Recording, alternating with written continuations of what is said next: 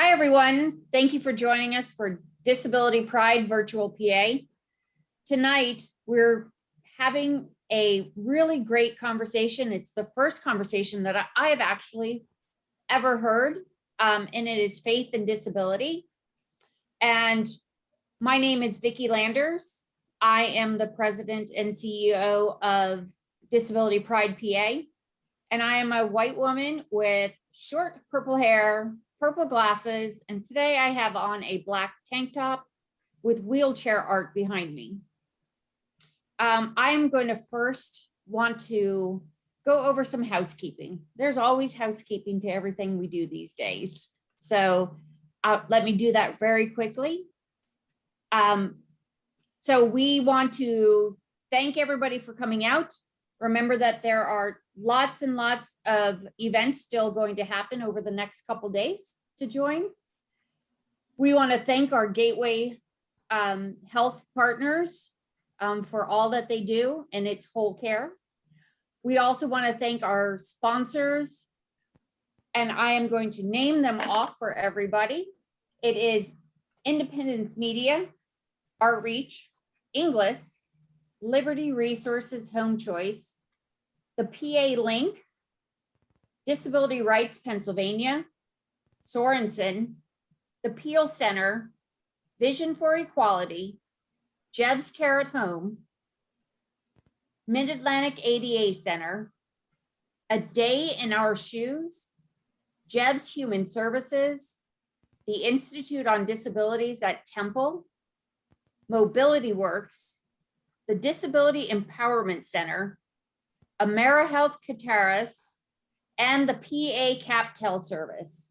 So we want to thank them. Oh, I said Gateway.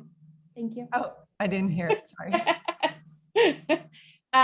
So I'm going to go right into some housekeeping. So first, captions are on for everybody.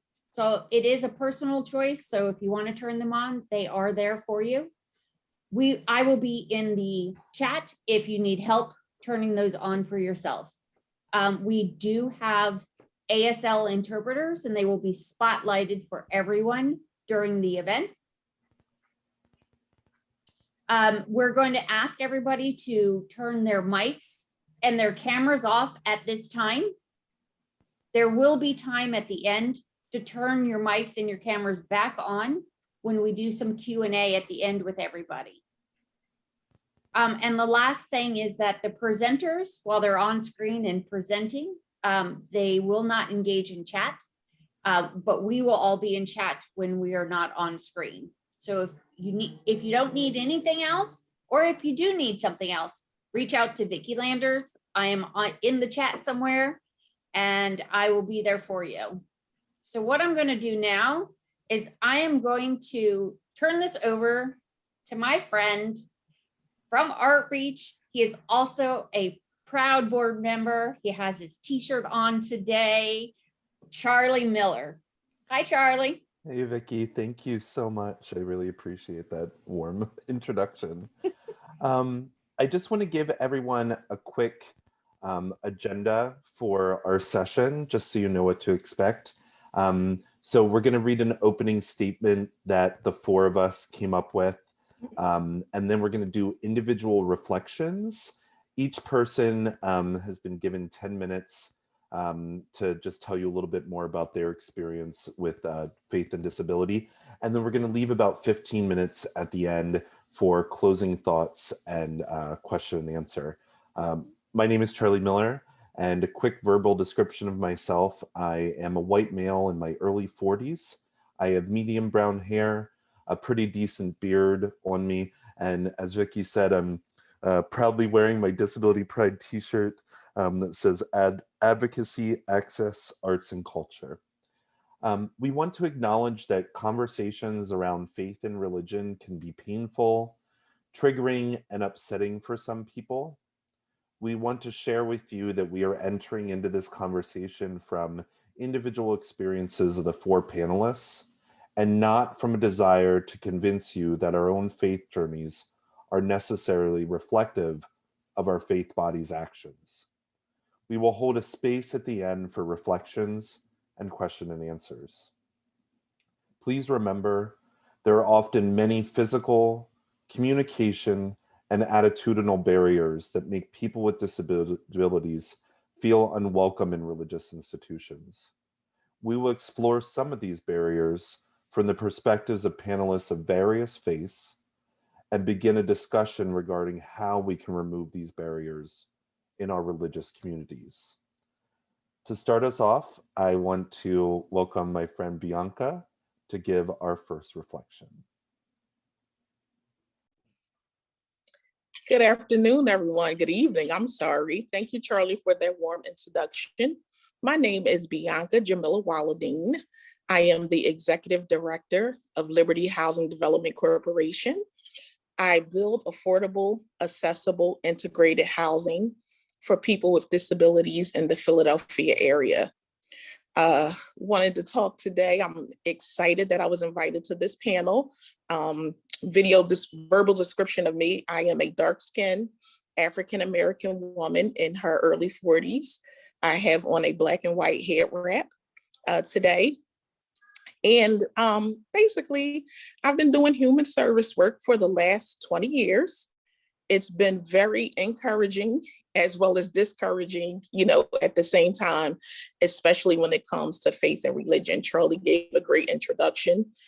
Those topics can be very touchy with people, but I'll just talk about, my situation. So, as a Muslim woman in a very male-dominated leadership religion, Islam, it has been difficult over the years to find help for people with disabilities, especially people with mental health.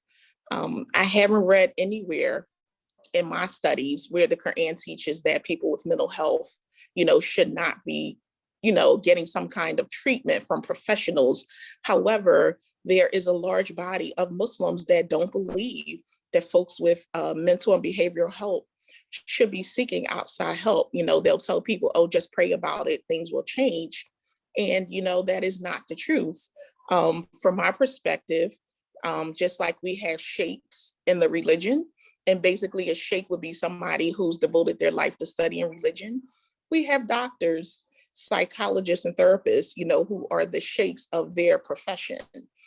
So these are folks that can help individuals. And it has been very discouraging in, trying to assist people that have mental and behavioral health disabilities. Another thing that I wanted to talk about, because it's such passionate for me in building, is accessibility of a lot of our faith institutions here in Philadelphia. It's difficult because Philadelphia is a very old city. A lot of times, a lot of institutions are not accessible to people with mobility impairments. For instance, majority of the masjids in Philadelphia are very old structures. A lot of them are houses that have been converted into places of worship. And women are often on the second floor. In Islam, men and women don't intermingle. So everything is separate. So there's a side for the men as well as a side for the women when we worship.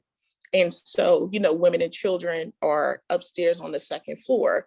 That can be very isolating for somebody with a mobility impairment that can't climb stairs. Now, a lot of the masjids do have audio systems and things like that, where a person with a physical disability would be able to sit outside and still hear.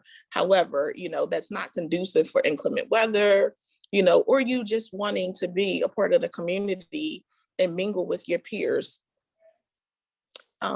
Another thing that I've seen is that when we do find places accessible at entry, the bathrooms aren't accessible. So for Muslims, we pray 5 times a day. Part of that ritual is that we make wudu, where we wash before we actually offer prayer. In the wudu station, it would be very difficult for somebody using a wheelchair or a walker to get into that space to be able to properly make wudu, because you have to wash your hands, your face, and your feet, and that could be very awkward for somebody. So one of the challenges is to start the communication, with our religious leaders to think about that space and how we can make it accessible and more welcoming to our brothers and sisters with physical disabilities. And another thing that has come up for me with the separatism, I would say, with men and women in the faith is working with survivors of domestic violence. You know, certain communities are not really open. The male leadership are not really open to talking to women. And so that can be very difficult in itself and isolating. We're working with somebody that's a survivor of domestic violence or intimate partner violence. You know, we've had situations where women have been told, go back home, you know, and have your husband called. You know, that's very isolating and damaging. You know, who is going to ask their husband that is abusing them, you know, physically, mentally, emotionally, sexually, to call to talk to somebody about the injustice that they're feeling? So that, you know, just not going to work. And it's a thing that we need to work on in our community. But also with working with survivors of domestic violence, physical disabilities or mobility impairments, you know, mental health is huge, especially if you are a person that's not accustomed to your disability, particularly if you weren't born with that disability and you acquired it later in life. That in itself can be isolating, you know. So if you want to turn to your religious community, which a lot of us do, you know, when we're going through trials and tribulations of life, you know, imagine it from the perspective of a person that has a physical disability, or, you know, even a behavioral health disability where there's so much stigma associated with getting help. So, you know, those are things that I'd like to see us work on in our community and have been barriers, you know, to people feeling a part of the community. Now, what I can say is, I'm sorry, with all of those bad things, let's talk about the good things that I have noticed. COVID has been both a hindrance to a lot of people and a blessing. So because of COVID, you know, many faith institutions were not holding in-person worship sessions, which have been great. But Zoom has created this great space for the lectures to be videoed for people and live stream to attend. So I have seen a lot of lectures, Islamic lectures, and sermons being described in ASL, which I think is great, you know, and it is a big accomplishment. You know, in Philadelphia, we have a very large deaf community, some of whom are Muslims, and this is great. You know, it makes people feel welcome. You know, some of you know I have a 5-year-old that is hard of hearing. So this is great for me, you know, to see that happening in the community. That's about all that I have for tonight. Thank you for taking the time to listen to me, and I'm going to pass the mic to Wendy.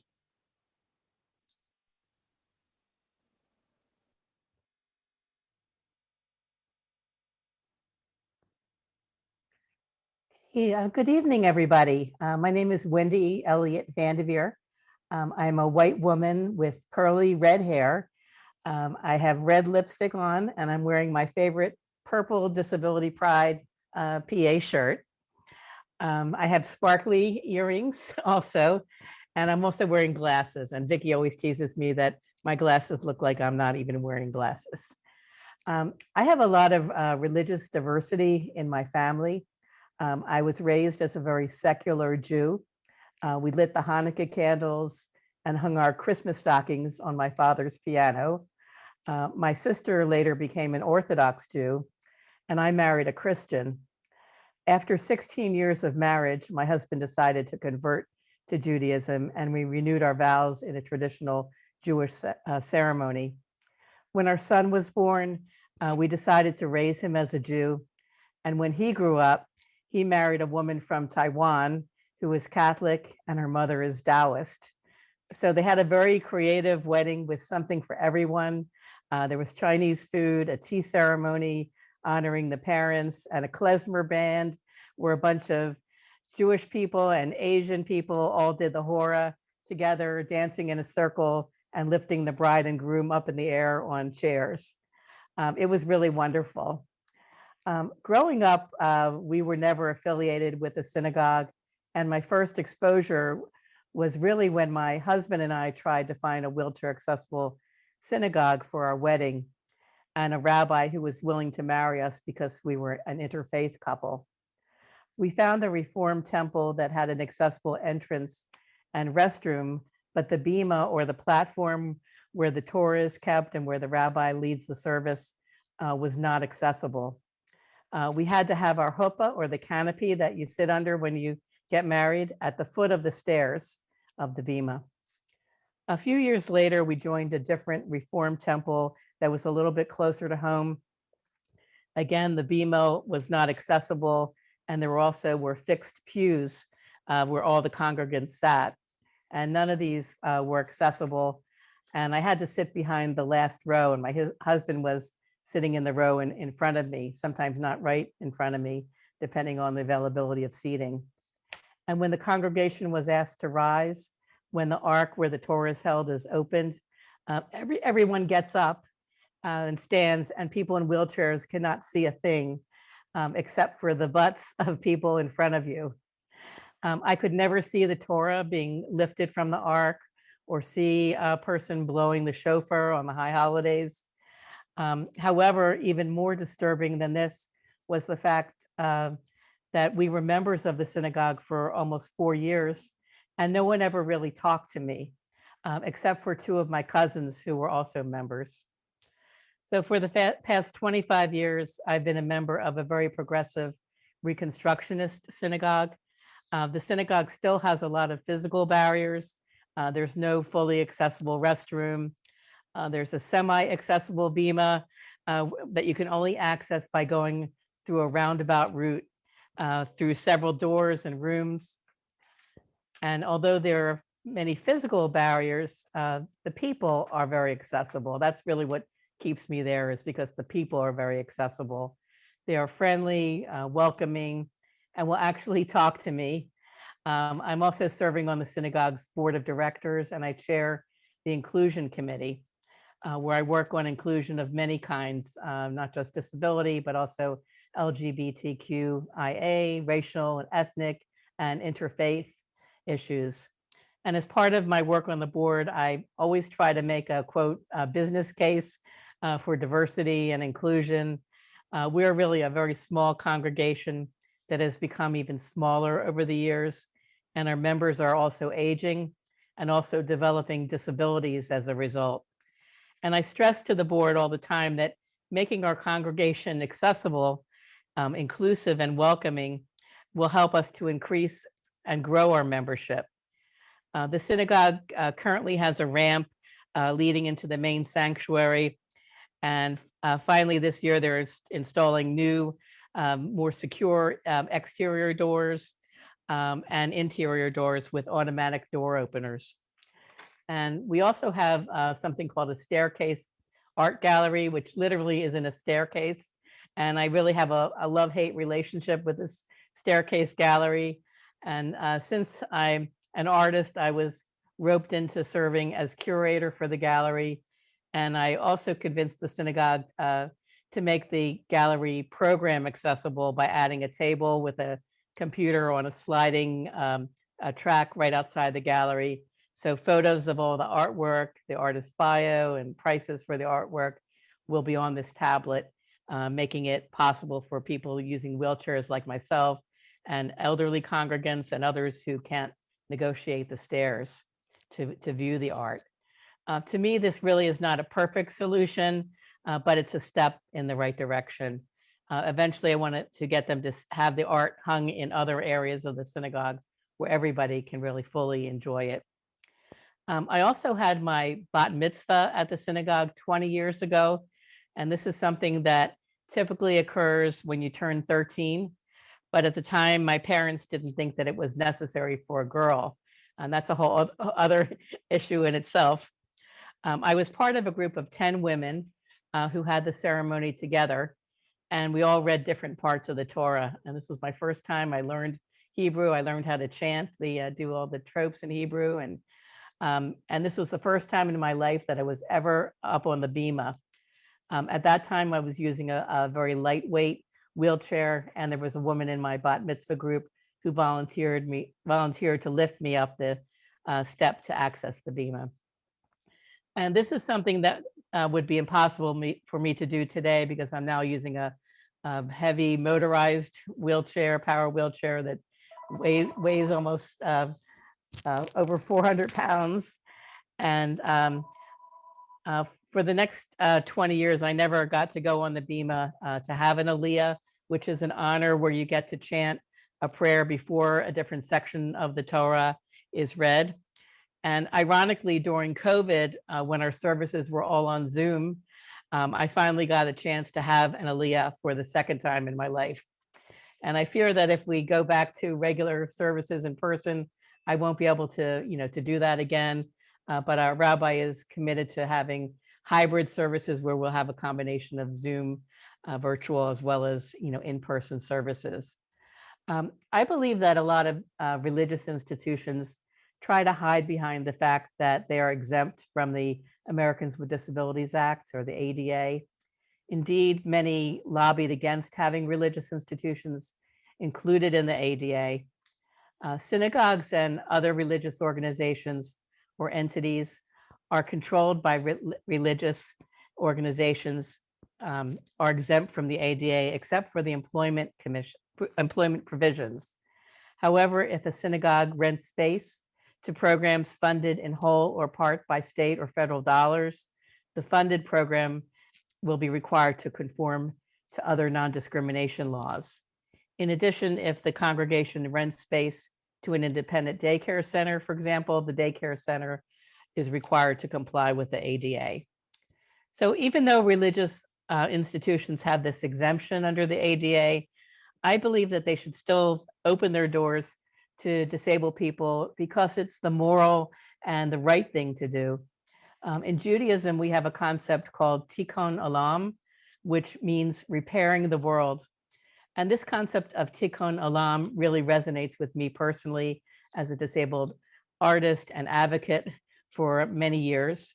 And I'm not someone who merely prays. I think I hardly pray at all in the synagogue. I like to take action to make the world a better place. That's really my religion. I believe that it's up to us to ensure that there is disability access and justice, as well as justice for all other marginalized groups of people. So I've been talking about a lot of my own personal experience as a person who uses a wheelchair, but there are many other barriers that are particular to people who are blind, those who are deaf or hard of hearing, people that have mental health disabilities, autism, intellectual disabilities, and many other types of disabilities.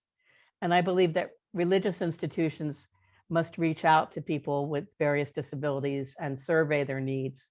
We need to ask people with disabilities about what they need and involve them in the decision-making process. Religious institutions and other organizations should consider developing a task force composed of congregants with various types of disabilities, as well as clergy, board members, facility managers, administrators, and other interested individuals to work on identifying what are the critical barriers to full participation, and then develop a specific plan of action to address those issues. The Jewish community, like all communities, is stronger when it lives up to its values, when it's welcoming, diverse, moral, and respectful of everyone. As Leviticus instructs us, you shall not insult the deaf or place a stumbling block before the blind.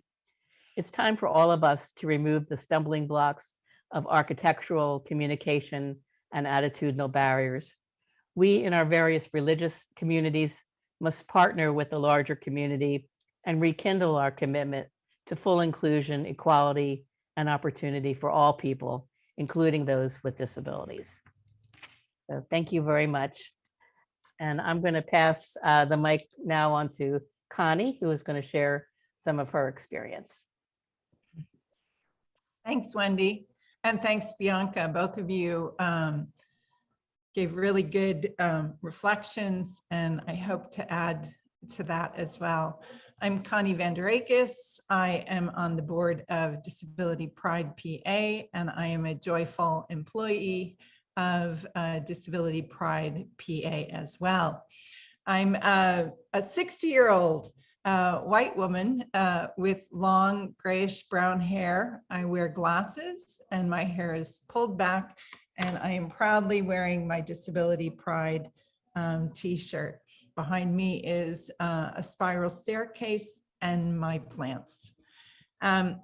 So I would say faith and religion are two different categories for me, talking about disability. And so I'll talk about religion a little bit in my experience. My brother was born with Treacher-Collins syndrome, which is a craniofacial deformity that is common among Greek and Italian descents. He is deaf and has hearing loss in his other ear.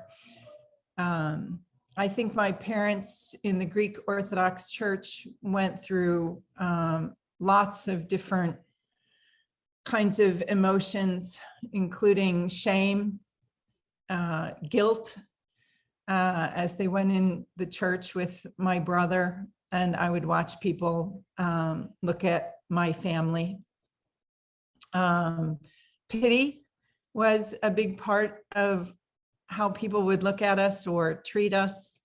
I didn't regularly experience compassion or an equality in the experience.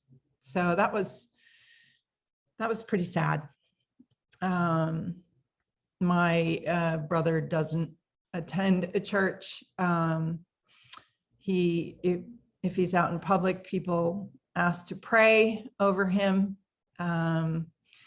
which is in my learning about what happens to people with disability in public. This is one of the things I think that should be on the no list. Don't do this. You can pray silently for someone, but don't ask them if you can lay hands on them and pray. It's just disrespectful. That's my own opinion. So I'm just going to say that. Growing up, or as I moved to Philadelphia, I went through various churches, and I now attend a non-denominational church, and I consider myself a Christian mystic in that experience of my faith is very important to me. The church I go to now is fully accessible. It has an elevator and it has accessible bathrooms, but I'll throw out a caveat. It was a funeral home before it was a church. So that might have had something to do with it. We don't, we should be inviting people with disabilities to our church, but we don't, although I constantly talk about, hey, we're a fully accessible church, like why aren't we kind of advertising that we're fully accessible? It's a big deal when people are looking for a church. I do a lot of education one-on-one with people in my church. I think that's how you build relationships and conversations. We gather in small groups during the week. So in my case, with my group, they're called cells, and they can range between 7 and 10 people who get together and just check on each other one day a week. And we talk about Zoom. We talk about using captions, which, to our disability community and disability pride, we always talk about captions. We have interpreters, but I would say that generally speaking, most people don't think about that. And so it's important to say, hey, it would be great if you turned on your captions when you meet with other people. Mind blowing. They're like, what? Really? So the other thing I would say is that audio, when you describe yourself, that really turns heads, like, oh, I should do that? Okay. So there is a learning curve that happens just in any community, that if you don't have a person with a disability that so you understand what disability is, then you have to learn that. And, you know, we move from ignorance to learning. And from learning, we can build compassion. And then from compassion, I think the key is to co-live together, meaning that we have mutual learning between people with and without disabilities, so that, you know, nothing about us without us. People of faith with disabilities are at the leadership table talking about inclusive matters to the community, the faith community, as well as other issues. So I think this is really important. We want to get rid of dehumanizing people in every way.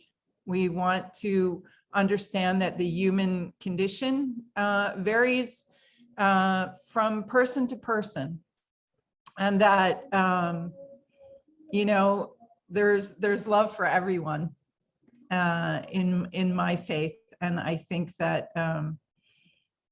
that's what I would have to say on the matter. I would like to introduce my esteemed colleague, Charlie, so he can give us his reflection. And I would also like to say this is just a beginning conversation. I'm so excited for the Q&A. Charlie. Thank you, Connie. Note to self, don't follow Bianca, Wendy, and Connie, three fierce, amazing women of faith. I'm sitting back here just absorbing everything that they had said, and the sprinkling of Pentecostalism in me was hooping and hollering and getting quite emotional. So it's wonderful to be in this space with all of you. And I just want to share my own story and give you some thoughts as I was preparing for this panel. So growing up, I was always a religious kid. I loved going to church, Sunday school, youth group, all of it. During college, I began the process of coming out as gay, but was quickly reminded that the road down that path would lead to hell. So I started participating in the work of an ex-gay ministry called Exodus International. And while I was trying to pray the gay away, I wasn't noticing certain behaviors because my therapists and I were more concerned about fixing my sexuality than they were about me, the already whole person. Fast forward a few years, I'm happily gay. Things are good with my family, but there were certain behaviors and events in my life that weren't corresponding to my happy gay life. I was really good at masking problems with a quick smile, a good joke. I also was masking those problems with a substance abuse addiction and really risky sexual behavior. And then I finally allowed a health professional to diagnose me with anxiety, but that was it. That was as far as I was allowing that conversation to go. Any other discussion about other mental health topics I just would put the kibosh on it. And that's on me. My 30s brought about some pretty large swings in my mental health and even larger pendulum swing decisions in my life. Having grown up in a church environment that proclaimed what I call healing and happy, I didn't want to address certain behaviors that were staring me right in the face, because if I believed in God's healing power enough, I could be cured of this affliction. And during this time, I was part of a really wonderful progressive church who, despite all the good intentions, really sucked at mental health stuff. Things were swept under the rug, not talked about, and even ridiculed at times. After a pretty emotionally violent 18 months of huge swings in behavior, I was finally diagnosed with bipolar and another psychiatric disability that affects my impulse control. The church community that I am a part of now has been amazing. In so many ways, the clergy, the staff, and parishioners held me tenderly as I came to grips with this revelation about myself. With a switch in medications, new therapy, and an amazing psychiatrist, the world makes so much sense. A new filter has been added, and it allows for the manic and depressive swings to be mild and manageable. I think about my 20-year-old self a lot. How if he had had different care from those charged with my emotional health, I might be in a different place now. How if they hadn't worried about making me ex-gay, they might have found a beautifully created whole person with a neurodiverse brain rather than a broken one. There are so many similarities between the damage done to queer folks in the church and how we treat people with disabilities in the church.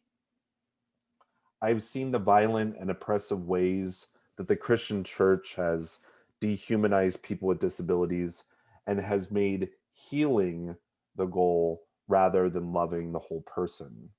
Physical disabilities are pitied, intellectual disabilities are infantilized, and psychiatric disabilities are ignored. When coming out as disabled, you are sharing an intimate part of your identity, and you are keenly aware of the vulnerability that comes with that experience. The reactions can be affirming, puzzling, hurtful, condescending, joyful, and a myriad of other responses. Disabled people make up 20 to 25% of US American society. And we have to ask ourselves, are our churches ministering to this large minority? I would argue, no, we're not. Ministering with and to people with disabilities requires hard and loving inquiries into the prevalent ableism found in our theology, our buildings, and our perceptions. These three very unique barriers created to keep disabled folks from becoming part of a beloved community. These are also three unique opportunities to affirm the value of people with disabilities in the life of the church. It's 2021, and we have a lot of work to do, but I pray and hope we can achieve this holy work together. As I was getting ready for this panel, I was thinking a lot about what I call evangelical residue, the stuff left over from a certain type of the Christian expression, especially here in the United States, where healing is the changing of someone, and it's usually not something that should ever be changed. And that if we moved the emphasis of healing or the idea of healing from healing something about the person that is not their fault at all to changing the way ableism keeps people from their faith traditions, that's where the true healing comes from. Not from the person, but from the church being healed of their ableism. And just after what I've heard tonight from my three co-panelists, I think we've got a pretty good shot at this. I think that there's a pretty good start, and I know I'm excited, and I just feel really empowered just hearing from those three, and we're really looking forward to opening up the session now for questions and answers and reflections. We want to hear from you and what has come to your heart and what you've experienced. So if my co-panelists would turn their cameras and their microphones back on and join me, we would we would love to hear from you and hear some question and answers. And you can ask each of us personal questions, address maybe something that somebody has said, But we really do want this to become the conversation piece of our session for the last 15 minutes that all of us are together.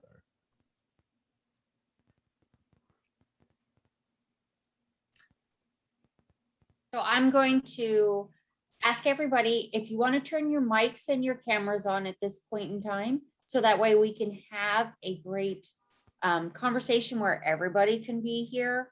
I am going to remove the spotlights for our guests so that everybody's faces comes up, because I think it's so important during this time also that we all be seen and that this becomes a gathering and a conversation. So I am working on that right now. I just want to say thanks, Charlie. That was really honest, vulnerable, and lovely. I mean, everybody's experience is very meaningful to me to listen to, and I do believe this is the start of something. I hope so. And I hope it's with you three. Absolutely. Yeah, absolutely. Yes. Yes. Well, Connie, I'd like to say you need to post your church's address and contact information since you guys are fully accessible. I'm giggling because, you know, it's something we love, but on a heavier note, I remember getting a call off topic from a consumer of Liberty Resources that was not able to attend her mother's funeral because she was a wheelchair user and the venue was not accessible. And when she brought up her concern, you know, it was pretty much dismissed. So, you know, that would be a great option, you know, if your church is interested. Yes, I will, but I'll put it in the chat. And, Some and good- by no means am I soliciting. I was just gonna say that's some pretty I'm good not soliciting. evangelization. Connie. Oh, that's good. That's But I I'm have thinking- to, What Wendy was saying, you know, isolating could be, you know, things that we never think about, you know, being able-bodied and, you know, having invisible disabilities, you know, that is huge. I could not imagine not being able to give my mother, you know, the greatest and strongest woman on earth, her last rites and respects. That's just disheartening. Mm-hmm. Yeah. And I think that Wendy hit on something that really like sank into a deep place. Is Wendy also wasn't asking to have just as a worshiper, right, to be accessible. She wants to be part of the full life of her synagogue, and she wants to be up there. You know, everything should be accessible so she can do that. Wendy, I forgot what the prayer was that you said they were saying before the Torah reading. Oh, the Aliyah, That, you know, like- when they call you up and they say your Hebrew name and you go up onto the platform and say this, you know, you chant this beautiful prayer before they read from the Torah. And I never got to do that my whole, Yeah. you know, until, you know, Yeah. I was 40 years old and had a bat mitzvah. Yeah. Oh, And yeah. somebody carried me up. Yeah. That's a, you know, that even getting into the worship space, being, you know, they're a barrier to you fully participating in that way, you know, I think is hard to hear. And you also said something about, you know, we have to talk about the Americans with Disabilities Act, and that the religious lobby prevented religious institutions and buildings from having to comply with that law. So really, it's literally up to people of faith to do it. There's no government apparatus to make it happen, right? You can't file a complaint against a church, and of all the organizations in the United States that should be doing this work, if they claim to be who they claim to be, you know, on Friday, Saturday, or Sunday, or whatever other day of the week, you know, they should be the ones rushing towards that social justice, and they're not.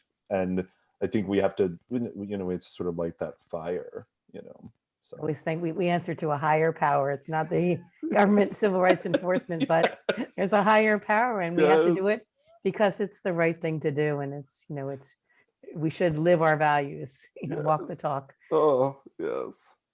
Perfect, Wendy. Yeah.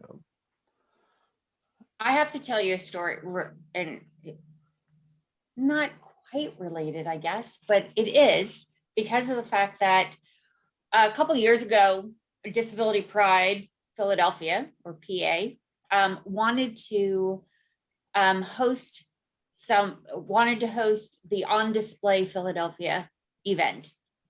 And we needed to have space where we could practice before the event.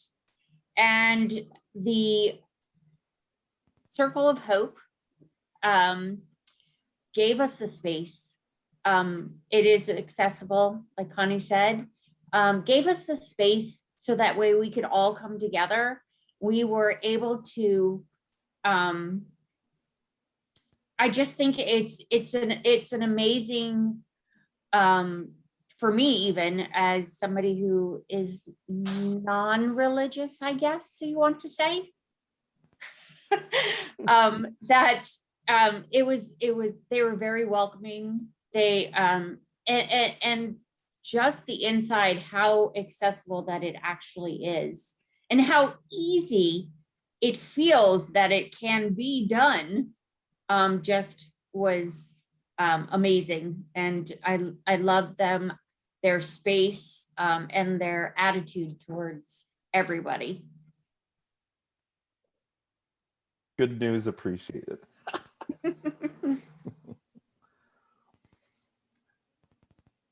Charlie, I would like to respond to what you were saying earlier. I was deeply moved, and I also would like to share an experience that I've had. And I've worked in the disability community for a really long time. And when I first started out, and at this point, I'm not really sure how long it's been, more than 30 years. I worked with a larger organization, and at that time, I was told that mental health was not considered a disability. It was something else. And so if you wanted to be considered a person with a disability, it needed to be physical. And best, maybe a wheelchair, you would definitely be considered a person with a disability. And I was horrified. And I felt that if this is the way the disability community was going to perceive me, that I had no chance of anybody else seeing it that way. And that there was only one thing to do, and that was to keep my mouth shut. And in this past time of COVID, it has become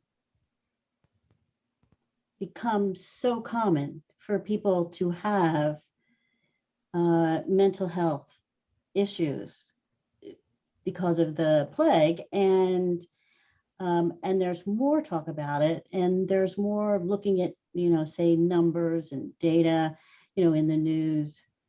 And so I think that it's starting to be seen as maybe part of the disability community. But still, there's still so much stigma, with it. And so I can look back and I can remember the signing of the ADA, and I can see progress, and it's so encouraging. Like, I remember the time, I remember living in a city where there was not an accessible bit of public transportation, and now it all is. But I don't see that progress with mental health yet, and see a need there. And I want to thank you, Charlie, for sharing. My dear friend. Full disclosure, Nancy and I go to church together, and she has been a wonderful friend to me, and I'm so excited that she got to join. But you named something that I think is really important, and I've talked about it a lot with Vicky over the years, that there can be ableism within the disability community, and that one of the things that you also have to say is that people with physical disabilities get the brunt of, in my opinion, the brunt of everything, because it's just always there and visible to people, and this city and this world is not accessible physically. But that the mental health piece, we need to work together. We have to kind of come together and address all of it as I think a holistic community, to address that, ending the mental health stigma. There's just so much work that we have to do together. And instead of like trying to parse it out and have us like fight against each other, we have to come together and address it together as a community. But yeah, you bring up a really beautiful point. Thanks, Nancy. Thanks for being here tonight.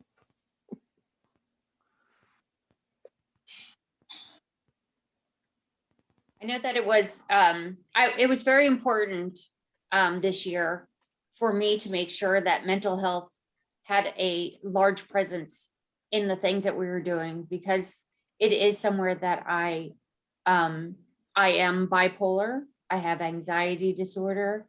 I also have seasonal affective disorder, which is always fun, especially the three together. But I do find in the work that I do on my personal level around mental health, that it is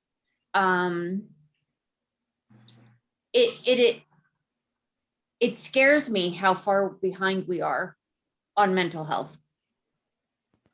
And so I was very excited that Stoughton Farm Foundation, they're in Western PA, but what they do is they do mental health and substance use disorder.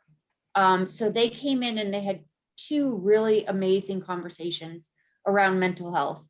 And I'm hoping that we can get them to come back and do more of a regular session on mental health.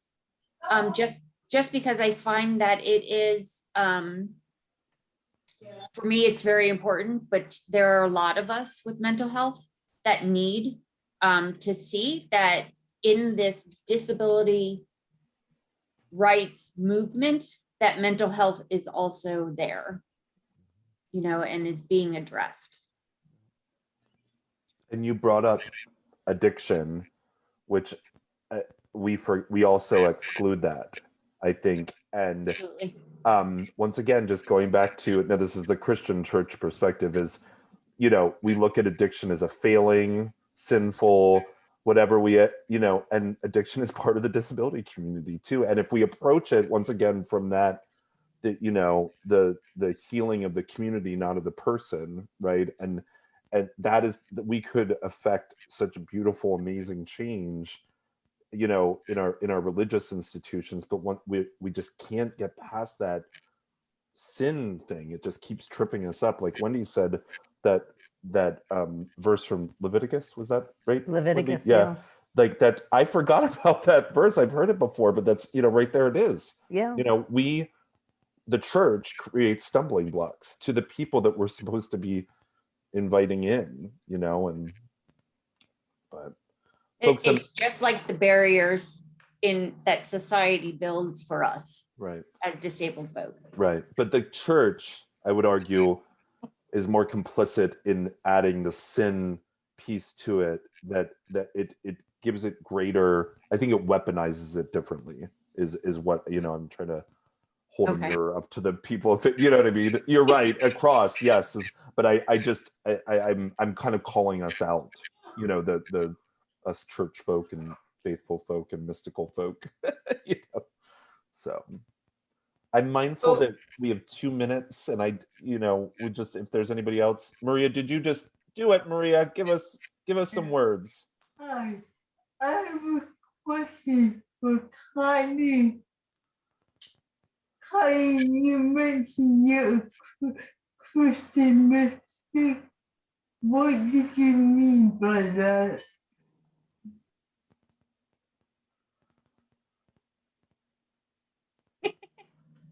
Hold on. You have to unmute.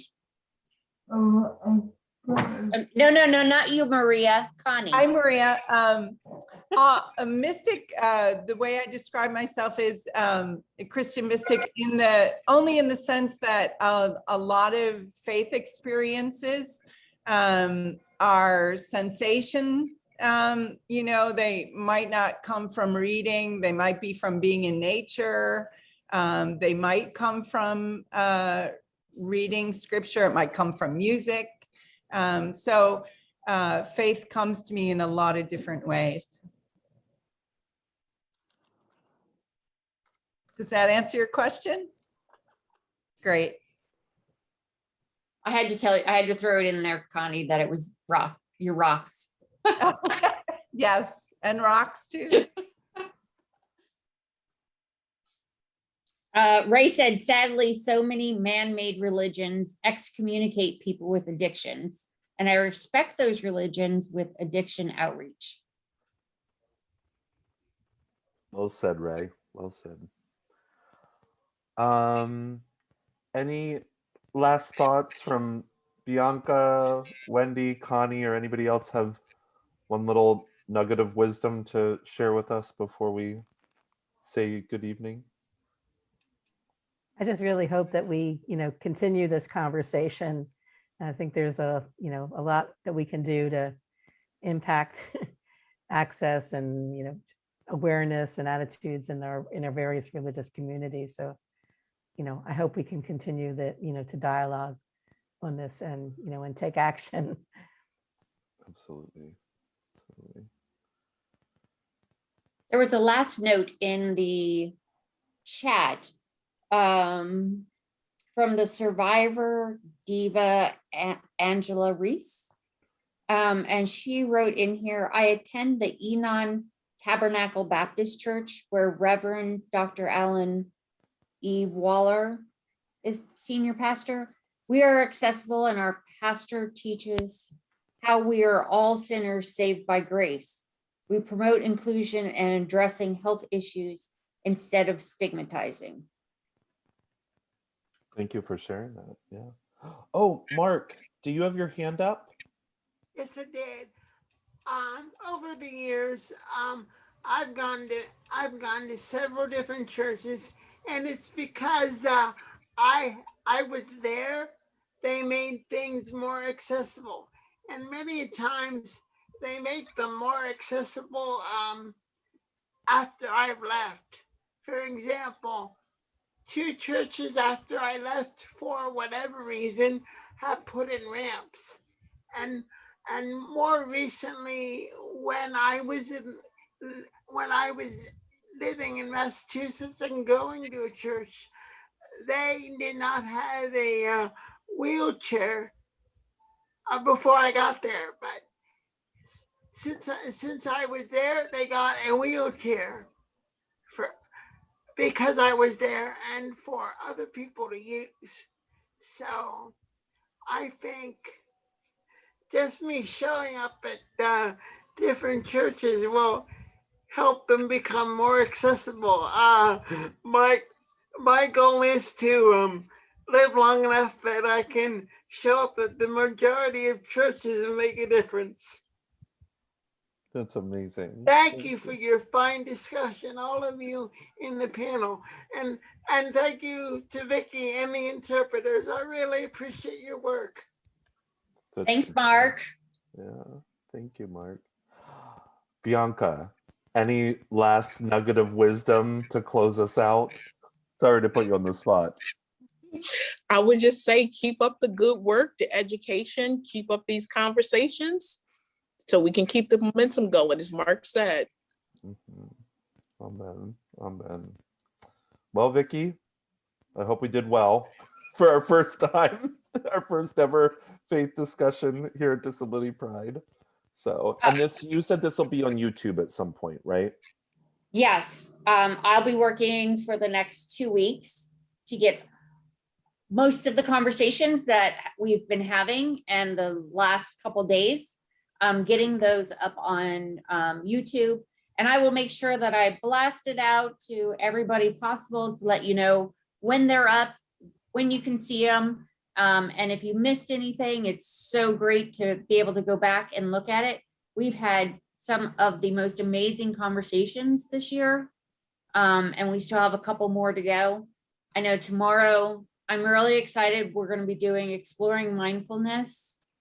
And then we are having a conversation about the HCBS and what's in it for us. And then we're going to round out the night tomorrow night with a virtual concert with the House of Edge, featuring my partner, Ray Decca, Seamus Kelleher, and rounding it out with Four Wheel City. So I hope everybody comes. It should be a blast. And we want to thank our interpreters, Rachel and Maria, because they are amazing and they really, really help us make sure that everybody can join the conversation. And thank you all for putting this on. It is an important conversation, and I think we should have more of them. And I would love to discuss that. So have a good evening, everybody. Take care of yourself. And we hopefully will see you all tomorrow at our events.